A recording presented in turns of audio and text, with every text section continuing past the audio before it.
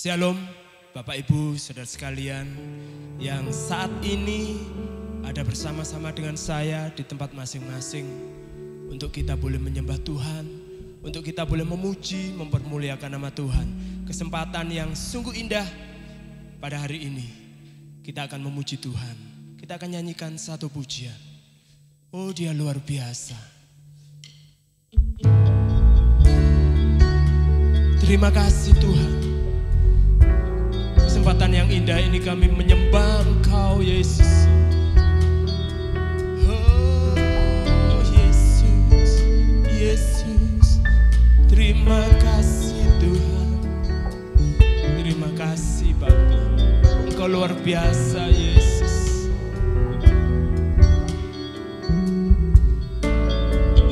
Kami datang kepadamu Bapa. Bapakku datang menyembahmu di sini Yesus. Ku percayakan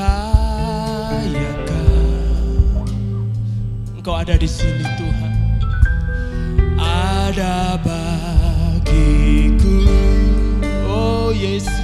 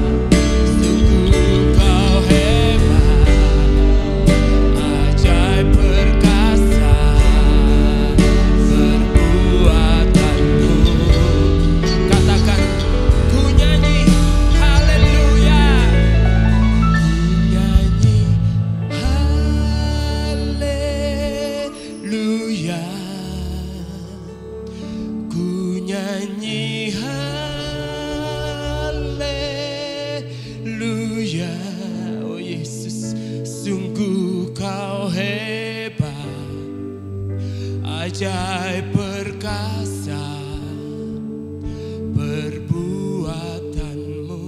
Mari sama-sama yang di rumah nyanyikan pujian ini. Ku nyanyi haleluya, ku nyanyi haleluya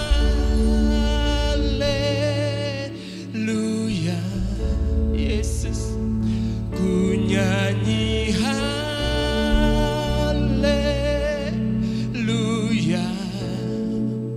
Sungguh kau hebat Tuhan, perkasa perbuatanmu. Sekali lagi, mari nyanyikan pujian ini bersama-sama. Amin. Nyanyi haleluya Yesus, ku nyanyi haleluya.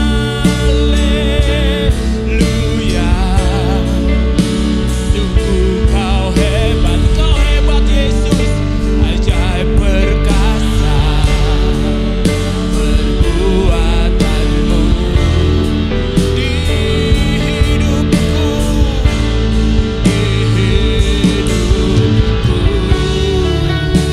Mari sembah Yesus, sembah Dia, tinggikan Yesus. Mari bersama-sama saya yang ada di rumah menyembah Tuhan. Angkat suaramu, angkat hatimu, angkat tanganmu, menyembah Yesus. Dia yang layak disembah, Yesus yang layak ditinggikan. Dia kekuatanku, Yesus perlindunganku, Yesus kota bentengku. Haleluya, terima kasih Yesus,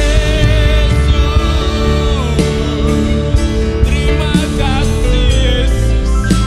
Engkau luar biasa Tuhan. Amin, amin Tuhan.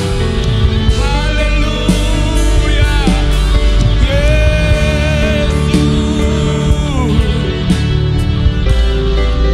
Engkau kekuatanku, Engkau kekuatanku Tuhan. Tanpa Engkau Tuhan kami tidak bisa Yesus. Haleluya, terima kasih Tuhan, terima kasih Yesus. Kebaikan-Mu luar biasa Tuhan. Terima kasih. Oh Tuhan, Engkaulah kekuatanku Bapa. Terima kasih Yesus. Terima kasih Tuhan. Engkau yang ada padaku ya Tuhan, memberi kekuatan di hidupku Yesus. Mari nyanyikan bersama-sama dengan saya. Oh Yesus, terima kasih Tuhan. Engkau luar biasa Yesus. Kekuatan di hidupku, amin, ku dapat dalam Yesus. Dia tak pernah tinggalkanku,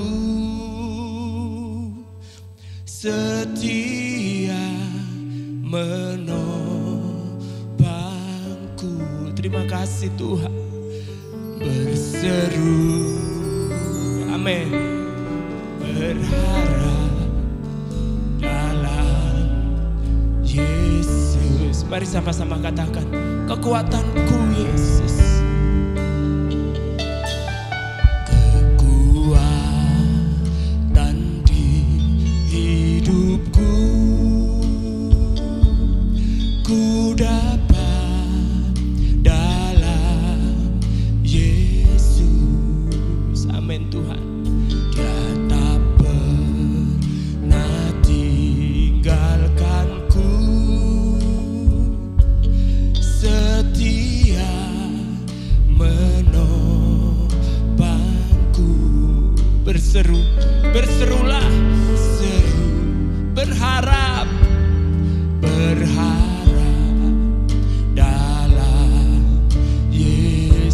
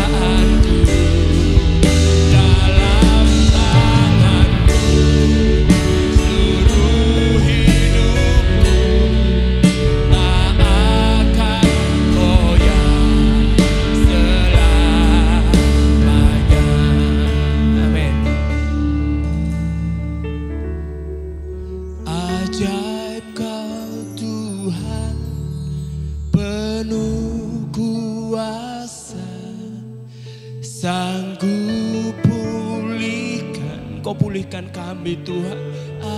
Adaanku dalam tangan-Mu, seluruh hidupku Tuhan tak akan goyah selamanya, tak akan goyah selamanya. Sekali lagi katakan, tak akan goyah selamanya.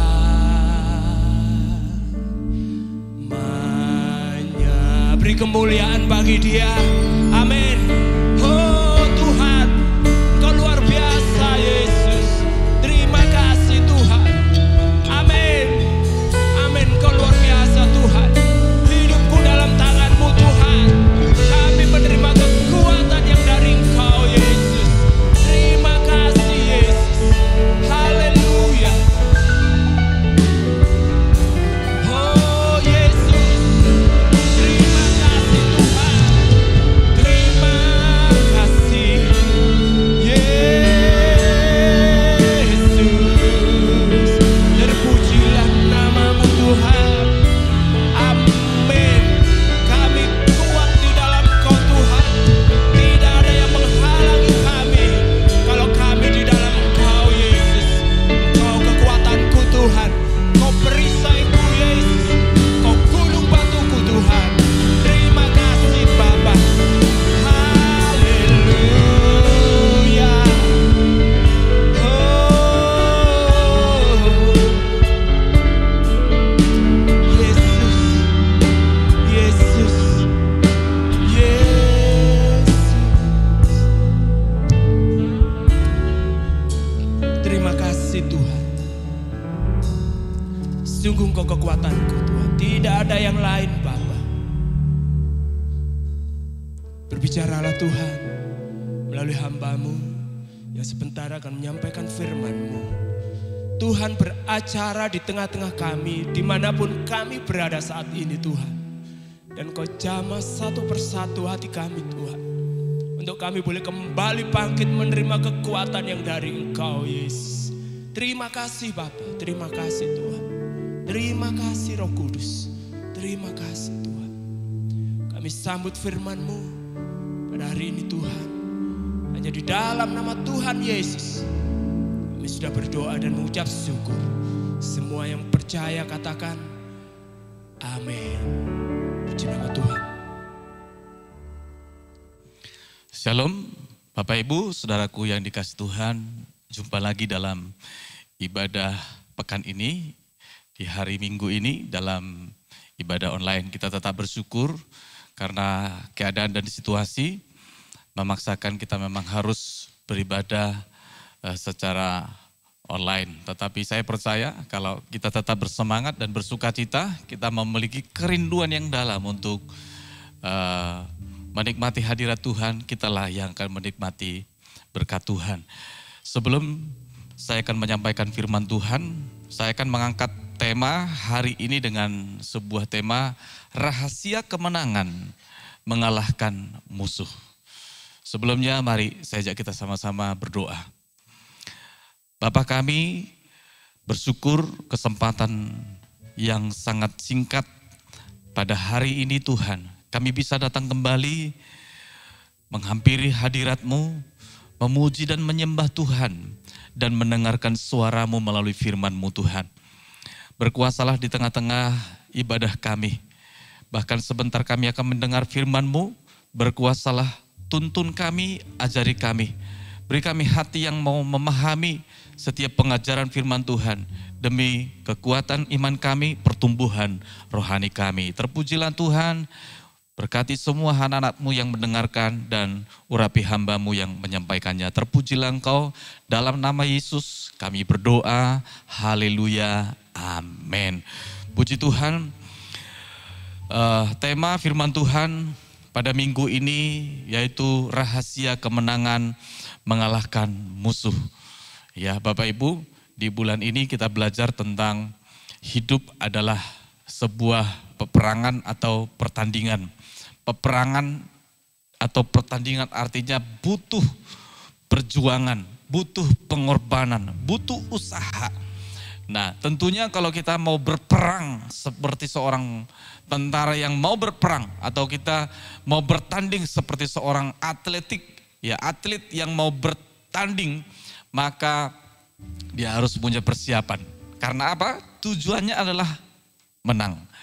Tujuannya adalah kemenangan. Tidak ada orang berperang atau bertanding tujuannya kalah. Ya, kita pun juga demikian. Nah, sekarang bagaimana supaya kemenangan itu menjadi bagian kita? Kita akan melihat kisah tentang seorang anak gembala, yaitu Daud. Dia memiliki rahasia yang besar untuk mengalahkan sebuah musuh, seorang musuh raksasa, musuh yang besar. Nah, kita akan lihat bersama-sama Daud itu ternyata adalah seorang anak gembala.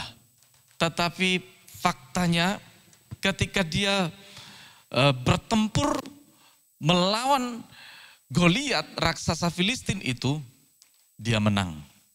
Luar biasa. Kenapa? Nah, kita lihat dulu faktanya, sebetulnya figur kedua orang itu bagaimana? Mengapa bisa Daud itu memenangkan pertandingan melawan raksasa Goliat? Kita lihat, kita soroti dulu dari figur Goliat. Alkitab mencatat bahwa Goliat itu seorang yang tinggi perawakannya, ya, dia besar. Dikatakan tingginya 6 hasta sejengkal. Ya. Hasta itu ukuran orang dewasa itu 2 jengkal, 1 hasta. Jadi kalau 6 hasta dikatakan berarti 12 jengkal. Nah, Alkitab berkata tingginya Goliat itu 6 hasta 1 jengkal, artinya 6 hasta plus 1 jengkal, artinya tingginya Goliat itu 13 jengkal orang dewasa. Nah, kalau kira-kira dihitung-hitung itu 3 meter lebih sedikit. Ya, kira-kira postur orang Indonesia, orang Timur itu kira-kira rata-rata berapa tingginya? Ya. Tidak sampai 2 meter biasanya, ya. Tetapi ini dikatakan Goliat itu 6 hasta. Jadi 3 meter bisa lebih sedikit. Jadi wow, sangat besar sekali. Itu Goliat. Nah, dia juga adalah seorang pasukan perang, ya. Bukan pegawai kantoran, ya. Tetapi dia seorang yang terlatih karena dia seorang pasukan perangnya orang Filistin. Artinya dia tentunya orang berotot, bukan seperti saya yang perutnya agak buncit sedikit gini ya, atau mungkin berotot, tidak berotot seperti ini. Tetapi Goliat itu pasti orang yang kekar, berotot dan gagah, karena dia seorang pasukan perang Filistin. Nah, juga dikatakan ketika dia berperang mengolok-olok tentara orang Israel, dia itu mengenakan perlengkapan perang yang lengkap sekali. Iya. Berbaju sirah, kan dikatakan baju sirahnya itu bersisik seperti sisik, dan dia mengenakan ketopong, dia punya tombak, ya, dan dia punya lembing, dia juga punya perisai, bahkan untuk bawa perisainya saja ada 1 orang khusus yang ada di depannya, dan dia mengenakan semua perlengkapan perang secara lengkap. Itu sebabnya Alkitab mencatat bahwa selama 40 hari Goliat ini setiap kali datang mengolok-olok barisan tentara orang Israel. Dia menantang, siapa kira-kira yang mewakili dari antara kalian semua yang maju 1 lawan 1 berhadapan dengan saya. Hari pertama, kedua, ketiga, mereka tidak ada yang berani maju ke depan. Bayangkan sampai 40 hari. Diolok-olok, dihina, rajanya dihina, bahkan Allahnya pun dihina. Itu Goliat. Nah, kita lihat dari faktanya dari sisi Daud. Siapa Daud itu? Alkitab mencatat dia adalah seorang anak muda yang kemerah-merahan. Jadi masih muda. Itu ditafsirkan itu sekitar usianya Daud itu saat itu antara 17 sampai 20 tahun. Jadi masih sangat muda sekali. Nah, dia bukan tentara latar belakangnya. Dia seorang anak gembala. Dia hanya menggembalakan 2 atau 3 ekor kambing domba, itu pun kepunyaan ayahnya, kepunyaan orang tuanya. Dan dia setia melakukannya. Jadi kira-kira apa pengalaman seorang gembala? Jadi dia hanya punya tongkat sebagai seorang gembala. Nah, apa persenjataan Daud ketika dia menantang Goliat? Dikatakan dia hanya membawa tongkat dan umban.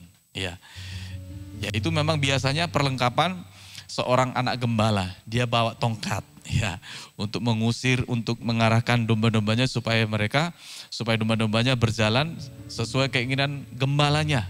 Dan juga dia bawa umban, ya, umban seperti semacam ketapel gitu ya, umban untuk menyerang misalnya hewan-hewan dan binatang-binatang buas. Nah, itu fakta dari kedua figur yang sedang bertanding ini, ya, bertempur ini antara Goliat yang raksasa besar itu dengan Daud yang anak masih ingusan, ya, masih muda dan tidak punya pengalaman pertempuran. Nah, kalau kira-kira Bapak Ibu melihat dari kedua figur ini, ya, kalau dibayangkan siapapun juga pasti mereka akan berkata kemenangan di pihaknya Goliat, ya, pasti Daud akan kalah. Tetapi kalau kita melihat kisahnya di dalam Alkitab, Daud ternyata memenangkan pertarungan yang hebat dan luar biasa ini. Nah, itu sebabnya kita belajar.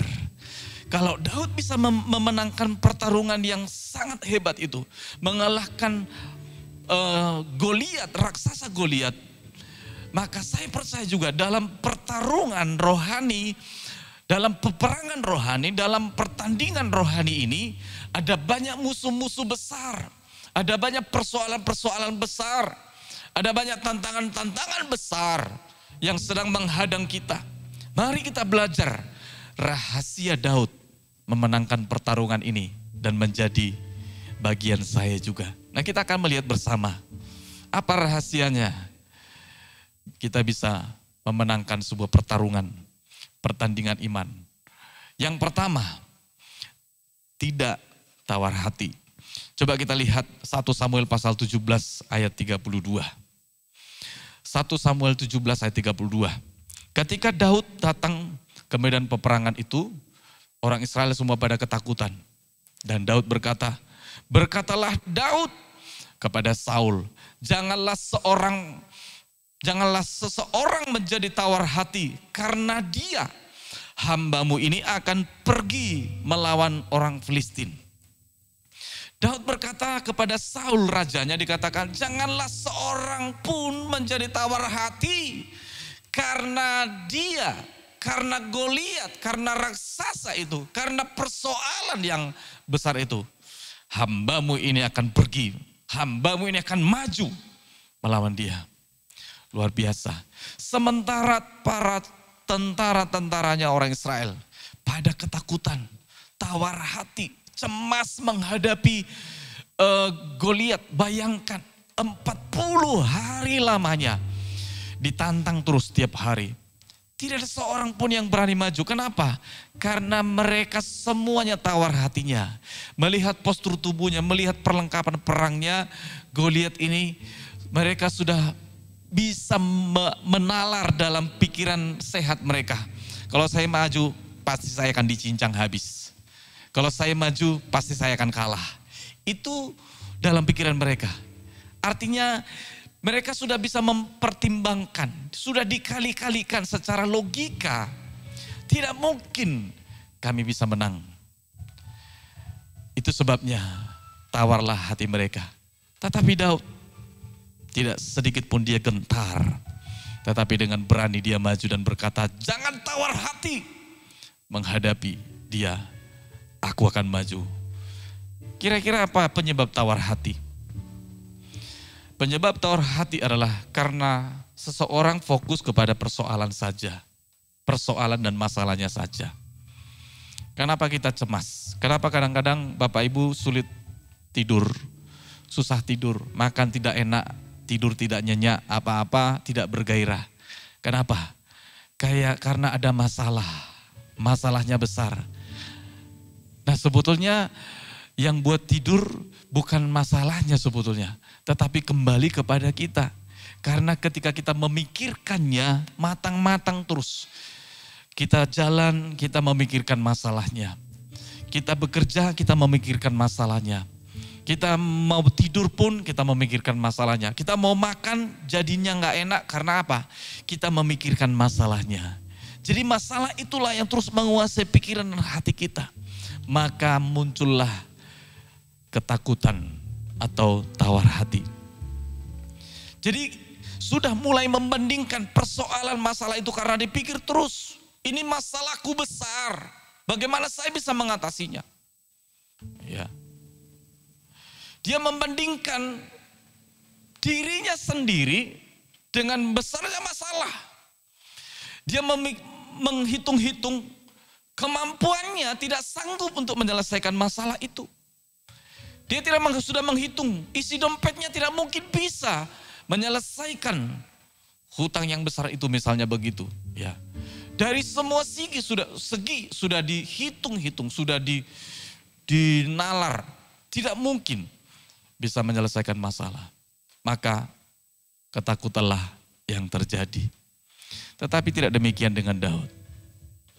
Bapak Ibu, kisah tentang pertempuran antara orang Israel yang dipimpin oleh seorang hakim yang namanya Gideon. Ketika mereka melawan Amalek. Mereka punya pasukan hanya 32.000 orang. 32.000 orang melawan pasukannya Amalek itu sangat banyak sekali. Sangat banyak, jauh lebih banyak pasukannya Amalek. Dan Tuhan berkata, aku ingin memberikan kemenangan kepadamu dengan orang-orang yang siap. Dan dikatakan suruhlah, karena terlalu banyak mereka, suruhlah mereka siapa saja yang merasa dirinya tawar hati atau takut, suruh mereka pulang. Tahukah Bapak Ibu, ada berapa orang yang pulang? Dari 32.000 orang tadi, pasukan orang Israel. Yang pulang itu 22.000. Jadi yang tinggal 10.000, bayangkan. Lebih dari separuh, lebih dari setengah yang pulang karena ketakutan. Karena ini bahaya. Kalau separuh saja orang Israel yang berani, separuh ketakutan, yang separuh ini bisa mempengaruhi orang-orang yang berani. Iya. Nah demikian juga dalam kehidupan kita setiap hari. Musuh terbesar kita untuk meraih keberhasilan, untuk maju adalah rasa takut. Dan ketakutan adalah lawan dari kata iman. Orang yang beriman pasti dia tidak takut. Dan Tuhan pun tidak memberikan roh ketakutan kepada kita. Tetapi roh keberanian, roh yang membangkitkan, roh damai sejahtera. Di dalam Amsal 24 ayat 10 berkata, jika engkau tawar hati pada masa kesesakan, kecillah kekuatanmu. Ketika ada masalah, kesesakan, persoalan terjadi, langkah pertama, rahasia pertama adalah jangan takut. Karena rasa takut itu sudah menciutkan nyali kita. Membuat kita sudah tidak berdaya, membuat kekuatan kita sudah mulai melemah. Kalah sebelum bertanding. Sebabnya seorang petinju yang mau bertanding, beberapa hari sebelumnya itu mereka sudah dipertemukan dulu. Ya adu mental istilahnya. Ya, kadang-kala setelah melihat lawannya, pertama-tama ada yang sudah takut dulu, ternyata dia lebih berotot, ternyata dia lebih tinggi, ternyata dia lebih berpengalaman. Maka sudah takut dulu. Nah waktu naik ring, sudah kekuatannya sudah melemah. Kenapa? Karena sudah dikuasai oleh ketakutan dahulu. Nah kita juga jangan demikian. Iya. Bapak Ibu yang sedang berada, yang menghadapi persoalan masalah. Bapak Ibu mungkin yang sedang berada di rumah, yang diisolasi mandiri. Ketika Bapak Ibu divonis dikatakan bahwa Anda tertular COVID-19, ya. Kira-kira perasaan Bapak Ibu bagaimana? Apakah seperti disambar petir, ya, di siang bolong? Apakah langsung merasa ketakutan luar biasa? Langsung memikirkan hal-hal yang negatif? Langsung memikirkan tentang kemungkinan yang lebih parah lagi? Apalagi mendengar banyak informasi di media massa. Ada yang meninggal, ya, ada yang masuk rumah sakit, ada yang begini dan begitu. Itu akan membuat Bapak Ibu lemah. Tetapi kalau kita mungkin mendengarkan berita bahwa saya dinyatakan positif COVID-19, tetapi saya tetap memilih untuk bersuka cita. Hati saya tetap gembira, sebab hati yang gembira adalah obat yang manjur. Dan itu akan menaikkan imun tubuh kita. Dan kita akan sedang mengalahkan secara perlahan, mengalahkan segala kuasa sakit itu dengan iman. Kalau kita tidak takut, ya memang kemungkinan juga terbersit ada ketakutan, tetapi itu tidak berlama-lama. Ketika kita mendengar firman Tuhan dan kita tahu bahwa kita punya Tuhan Yesus, dan artinya kunci dari segala persoalan, di atas persoalan dan masalah kita ada solusi karena kita punya Tuhan. Dan itulah kunci, itulah rahasia yang pertama. Bagaimana kita bisa mengalahkan persoalan yang besar yang menghadang di depan kita. Tawar hati adalah musuh iman. Jangan biarkan tawar hati, ketakutan menguasai kita. Tetapi bangkitkanlah semangat kita dengan iman yang teguh di dalam Tuhan Yesus. Haleluya. Nah, kita akan lihat rahasia kedua. Rahasia Daud ini. Yang kedua adalah pengalaman hidup. Tentunya bersama dengan Tuhan. Dalam ayat 37 dikatakan, 1 Samuel 17 ayat 37, pula kata Daud, Tuhan yang telah melepaskan aku dari cakar singa dan dari cakar beruang, Dia juga akan melepaskan aku dari tangan orang Filistin itu. Kata Saul kepada Daud, pergilah, Tuhan menyertai engkau. Apa yang membuat Daud begitu yakin bahwa dia memenangkan pertarungan itu? Karena dia ingat, dia punya pengalaman bersama Tuhan dulu. Ketika dia menggembalakan 2-3 ekor kambing domba ayahnya. Dia bertanggung jawab, dia menjadi seorang gembala yang setia. Dan ketika ada singa ataupun juga beruang untuk hendak memangsa kambing dombanya, dia lawan. Ya. Saya berpikir kalau saya jadi gembala itu, apa yang saya lakukan? Saya melarikan diri. Ya. Saya akan menyelamatkan diri saya daripada menyelamatkan kambing domba tetapi nyawa saya terancam. Kenapa? Karena saya takut. Ya, tapi Daud ternyata tidak. Dari hal-hal yang seperti itu dia sudah merasa yakin.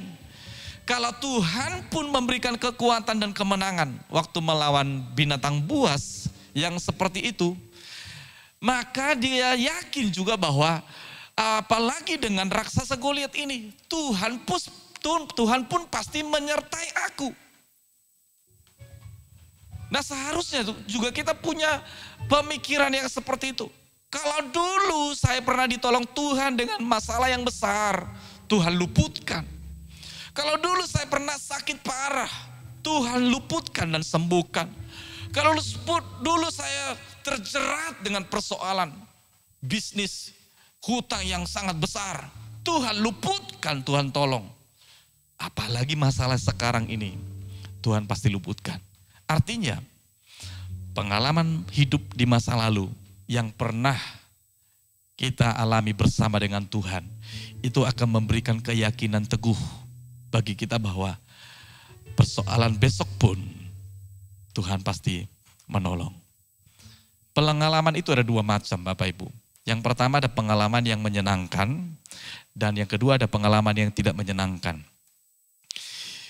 Tentunya kita akan memilih mana yang ingin kita alami, pasti yang menyenangkan. Tetapi tahukah Bapak Ibu bahwa kehidupan karakter kita, kedewasaan rohani kita dibentuk bukan dari pengalaman-pengalaman yang menyenangkan, tetapi pengalaman-pengalaman yang tidak menyenangkan. Itu sebabnya ketika suatu saat mungkin kita harus diizinkan masuk dalam banyak pengalaman-pengalaman, peristiwa-peristiwa yang tidak menyenangkan bagi kita. Itu sedang mendidik kita bahwa Tuhan pun turut bekerja di sana untuk mendatangkan kebaikan. Supaya ketika kita luput dari persoalan yang dulu, luput persoalan yang berikutnya, luput pada persoalan yang berikutnya, itu meyakinkan bagi kita bahwa pengalaman yang buruk, pengalaman yang tidak menyenangkan, peristiwa yang tidak menyenangkan dulu pun saya dilepaskan, maka pengalaman hari ini pun menghadapi persoalan, Tuhan pasti meluputkan saya dan memberikan kemenangan bagi saya. Ebenezer artinya sampai di sini Tuhan menolong. Samuel mendirikan sebuah batu sebagai pertanda bahwa Tuhan sudah menolong dan meluputkan Israel dari musuh-musuhnya. Dan kita juga perlu menyatakan bahwa kalau sampai di sini Ebenezer, Tuhan sudah menolong saya, maka persoalan yang di depan saya pun nanti tetap juga Ebenezer. Yang bulan depan juga adalah Ebenezer. Tahun depan Ebenezer, selama-lamanya Tuhan pasti menolong. Saya hidup karena kasih karunia Tuhan. Kalau saya hitung-hitung kekuatan saya dibanding dengan persoalan saya, kekuatan saya jauh lebih sedikit. Rasanya saya tidak mungkin bisa melewati persoalan demi persoalan. Tetapi ternyata saya bisa ada sampai hari ini semuanya karena kasih karunia Tuhan. Jadi kalau saya berdiri di sini karena kasih karunia Tuhan, maka saya percaya hari esok pun saya akan tetap berdiri, itu semua karena kasih karunia Tuhan. Dan Tuhan pasti tetap menolong saya. Haleluya. Dan yang ketiga, rahasia yang ketiga, bagaimana memenangkan persoalan atau peperangan dalam kehidupan kita seperti pengalaman Daud. Yang ketiga adalah Daud bersandar pada Allah. Saya bacakan ayat 45, 1 Samuel 17 ayat 45. Tetapi Daud berkata kepada orang Filistin itu, engkau mendatangi aku dengan pedang dan tombak dan lembing. Tetapi aku mendatangi engkau dengan nama Tuhan semesta alam, Allah segala barisan Israel yang kau tantang itu. Ketika Goliat datang mendatangi Daud dengan pedang, dengan tombak, dengan lembing, dengan semua peralatan perang, baju sirah, ya, dengan perisai dan lain sebagainya, dengan pengalaman. Tetapi Daud berkata, aku datang dengan nama Tuhan semesta alam. Dia tahu bahwa kekuatannya dibanding dengan Daud tidak seberapa. Pengalamannya dibanding dengan Goliat tidak seberapa. Itu sebabnya dia tidak fokus lagi kepada Goliat yang besar. Tetapi dia tahu dia punya Tuhan yang lebih besar yang sanggup mengalahkan Goliat. Dia berani. Kenapa? Karena dia bersandar.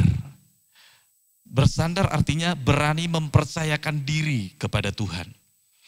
Kalau saya bersandar begini di mimbar ini, saya berani bersandar begini dengan kemiringan tubuh saya, karena saya tahu bahwa podium ini bisa menahan bobot tubuh saya. Tekanan dari badan saya ini bisa dia tahan, maka saya berani. Kalau saya ragu, saya takut, saya cemas, saya tidak akan bersandar. Jangan-jangan nanti pecah, jangan-jangan ini copot lem-lemannya, atau bisa hal-hal yang lain bisa terjadi. Maka saya tidak berani sandar. Nah demikian juga karena saya tahu Tuhanku mampu, maka saya bersandar. Artinya berani mempercayakan diri saya kepada Tuhan. Karena Tuhan sanggup, karena Tuhan mampu, karena Tuhanku hidup, karena Tuhanku peduli, karena Tuhanku bisa. Maka saya berani mempercayakan hidupku kepada Tuhan. Saya bersandar kepada Dia. Kalau masalah yang menghadang seperti Goliat raksasa, perlengkapan perangnya, ya kekuatannya, ya tombaknya, lembingnya dan sebagainya. Hitung-hitungan dengan kekuatan kita, masalah itu seperti itu besarnya. Kita tidak mampu. Kita mungkin orang kecil dipandang orang. Kita mungkin tidak punya kekuatan. Kita bukan orang yang berpengalaman. Kita bukan orang yang orang pintar, orang berpendidikan, bukan orang yang memiliki jabatan yang tinggi. Tetapi tidak jadi masalah. Kenapa? Kita tetap yakin maju dan tampil sebagai pemenang. Kenapa? Karena kita datang bersama dengan Tuhan semesta alam. Penguasa tunggal, pencipta segala-galanya. Di tangan Dia tidak ada yang tidak mungkin. Kalau kita bersama dengan Dia, segala sesuatu menjadi mungkin. Karena bagi Tuhan tidak ada yang mustahil. Itu sebabnya jangan andalkan kekuatan kita. Memang kita harus berusaha. Kita harus punya trik. Kita harus punya strategi. Kita harus punya cara. Kita harus punya usaha memang. Kita harus melatih diri kita ini untuk bisa berusaha keluar. Tetapi ada kalanya saatnya kita melepaskan dan meletakkan semuanya. Pengalaman kita, kemampuan kita, jabatan kita, dan kekayaan kita. Ternyata itu tidak berguna apa-apa. Dan kita hanya mau berserah, pasrah kepada Tuhan. Sandar bongkoan istilahnya ya. Bersandar penuh kepada kekuatan dan kuasa Tuhan. Karena Tuhanlah kunci. Karena Allah semesta alamlah rahasia di balik kemenangan saya. Dengan bersandar sepenuhnya kepada Tuhan, maka Tuhan yang akan berperang bagi kita dan memberi kemenangan. Dengan saya bersandar dan percaya kepada Tuhan, artinya saya sedang berkata, Tuhan, saya tidak mungkin bisa melewati persoalan ini. Kekuatanku kecil, saya tidak mampu. Disitulah kita meletakkan semua persoalan kehidupan kita. Disitulah kita meletakkan semuanya, bahkan kemampuan kita. Yang ada hanya lutut dan air mata yang datang kepada Tuhan. Artinya kita menyerah. Dan kalau kita menyerah, kita mengangkat tangan. Dan kalau kita mengangkat tangan, disitulah Tuhan akan turun tangan. Ketika Amasya menjadi raja di Yehuda, dia berperang melawan Amon. Dia hitung-hitung jumlah kekuatannya itu sangat kecil. Dibanding dengan kekuatan tentara Amon yang sangat besar karena mereka tentara gabungan dengan penduduk Seir di pegunungan Seir. Jadi mereka sangat besar. Musuhnya banyak, musuhnya besar. Nah sementara mereka Yehuda itu adalah satu kerajaan kecil yang pecah dengan Israel. Ya, Yehuda hanya satu suku dan Israel 11 suku. Jadi satu suku melawan satu negara bagian yang bergabung untuk menyerang mereka. Dan sebabnya dikumpulkan. Dia bermaksud untuk meminta tolong kepada orang Israel supaya mereka mengutus banyak tentaranya membantu dia. Itu sudah dibayar. Ya, 100 talenta perak untuk menyewa tentara orang Israel. Sudah dibayar. Tetapi Tuhan mengutus seorang abdi Allah, nabi, dan berkata kepada Raja Amasya, jangan mengandalkan kekuatan orang Israel. Sebab belum tentu Tuhan menyertai orang Israel. Tuhan sanggup menggelincirkan engkau dengan cara engkau berharap kepada kekuatan negara lain. Dan Tuhan pun sanggup menggelincirkan musuhmu kalau engkau bersandar kepada Tuhan. Itu sebabnya dia berani menolak semuanya. Ya, tawaran yang pernah ditawarkan kepada tentara Israel. Dan mereka hanya datang.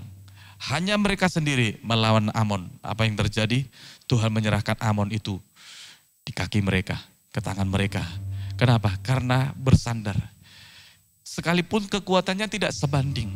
Tetapi karena mereka tahu bahwa Tuhan bersama dia. Tuhan di pihak dia.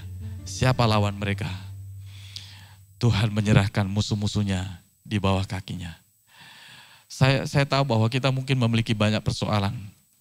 Bahkan kalau dipikir-pikir rasanya gak mungkin saya luput dari persoalan ini. Rasanya tidak ada cara lain lagi. Tetapi ingat, kalau Daud memiliki rahasia kemenangan untuk mengalahkan musuh-musuhnya. Dengan cara yang pertama, dia tidak tawar hati ketika musuhnya menghadang. Dia berani. Dan yang kedua, dia bercermin kepada pengalaman hidup masa lalu bersama dengan Tuhan. Dari peristiwa kepada peristiwa sampai dia saat itu. Dan dia yakin Tuhan pun akan memberikan kemenangan. Dan yang ketiga, dia berani bersandar hanya kepada Tuhan. Dia tahu kekuatannya tidak berapa. Dibanding dengan Goliat, Goliat terlalu besar. Tetapi dia tidak memandang besarnya Goliat. Dia pandang besarnya Tuhan semesta alam yang akan mengalahkan musuh-musuh Daud. Dan Daud pun tampil sebagai pemenang. Bahkan dia lebih dari pemenang karena Tuhan mengaruniakan kemenangan itu bagi dia. Dan saya percaya juga bagi kita semua yang menghadapi persoalan apapun, ketakutan apapun yang sempat membuat hati kita tawar hati, cemas, bimbang, khawatir, takut, ragu, menghadapi tantangan, kesulitan, persoalan, bahkan vonis-vonis apapun juga dari dunia ini. Mari hadapilah semua bersama dengan Tuhan. Tuhan akan mengubah air matamu dengan sukacita dan sorak-sorak. Haleluya. Amin. Puji Tuhan. Saya mengajak kita saat ini datang kepada Tuhan. Apapun beban persoalan hidup yang besar dan berat yang kau hadapi, mari datang, bawa semuanya, letakkan semuanya, percayakan semuanya kepada Tuhan. Yakinlah Dia mampu memberikan solusi. Nyanyikan pujian ini sama-sama.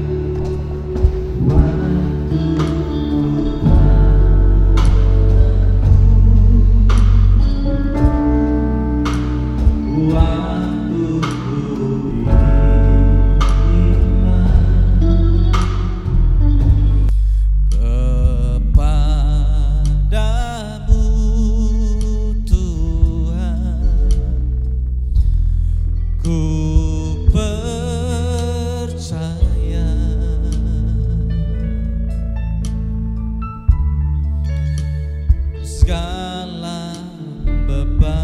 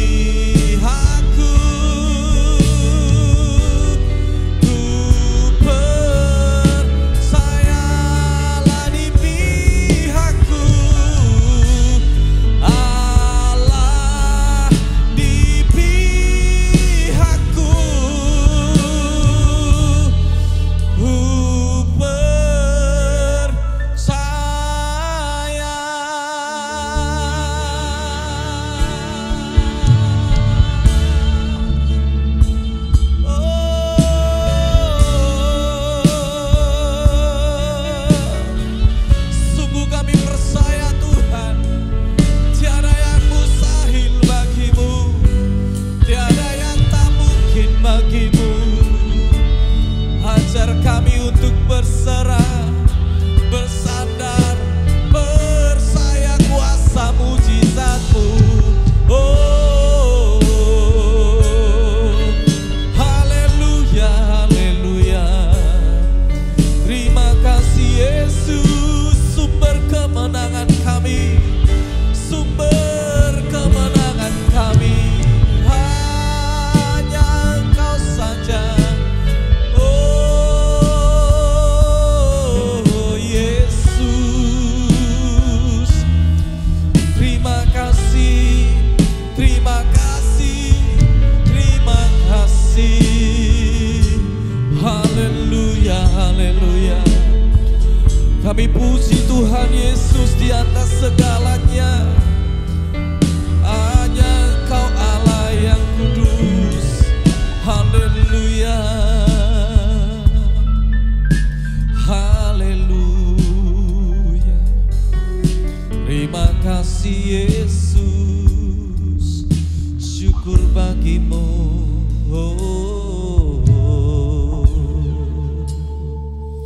Haleluya Yesus.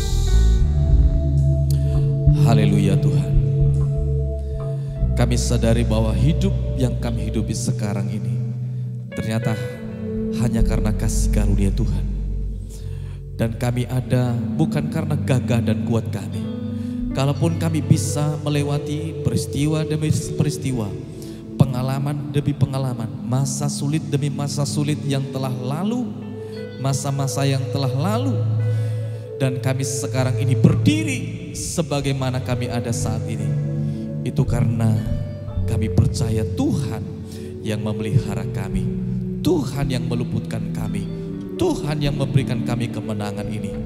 Dan kami percaya apapun persoalan kami sekarang yang menghadang di depan kami tahu Tuhan pun turut bekerja di sana untuk mendatangkan kuasa, untuk mendatangkan kebaikan bagi kami, orang-orang yang percaya mengasihi Tuhan.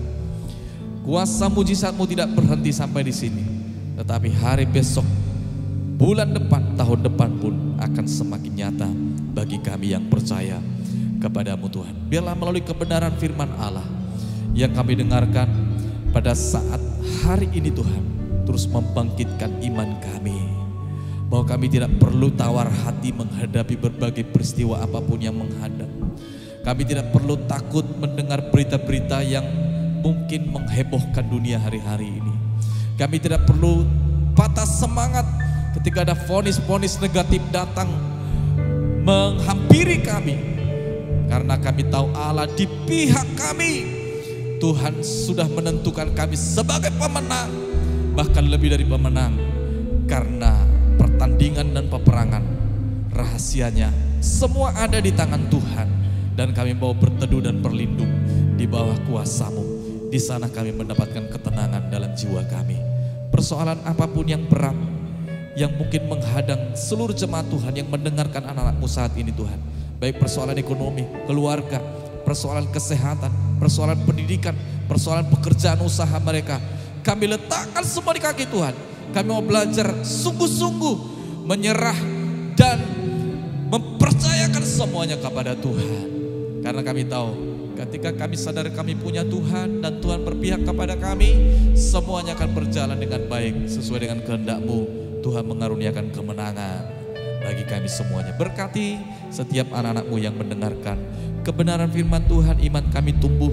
Kami akan tetap berdiri menghadapi persoalan dengan keyakinan iman teguh bahwa Tuhan sanggup menyelesaikannya bagi kami. Terima kasih Bapa, berkati jemaat-Mu, lindungi mereka dari segala yang jahat, luputkan mereka dari segala musibah, jauhkan mereka dari segala wabah penyakit menular. Perlindungan Tuhan nyata atas kami, ada dari segala kuasa kegelapan, bahkan niat orang-orang jahat. Tangan Tuhanlah jaminan perlindungan kami, dimanapun kemanapun kami berada. Kami selalu berhasil, kami selalu beruntung. Berkat-Mu lah yang mengikuti kami kemanapun kami melangkah. Terpujilah Tuhan kami Yesus Kristus, yang susah dihibur, yang sakit disembuhkan, yang lemah dikuatkan, yang berbeban berat diberikan kelegaan. Karena Tuhanlah sumber segala-galanya bagi kami. sejahteralah kota kami, damailah, amanlah bangsa kami, dan berkatilah para pemimpin yang ada di dalamnya, sejahtera seluruh penduduk yang ada di dalamnya. Terpujilah Tuhan yang sudah berkenan memberkati dan melawat seluruh jemaat Tuhan yang mengikuti ibadah pada saat hari ini. Biarlah berkat damai sejahtera dari Allah Bapa yang Maha Kuasa, berkat cinta kasih dari Putra yang tunggal, Tuhan kami Yesus Kristus, dan berkat persekutuan penghiburan kekuatan dari Roh-Nya yang kudus menyertai engkau sidang jemaat Tuhan. Mulai hari ini sampai Maranatha Tuhan datang kembali. Dalam nama Yesus kami berdoa, kami bersyukur, kami terima berkat Tuhan. Haleluya, haleluya, amin. Puji Tuhan, shalom, salam sehat, Tuhan memberkati kita.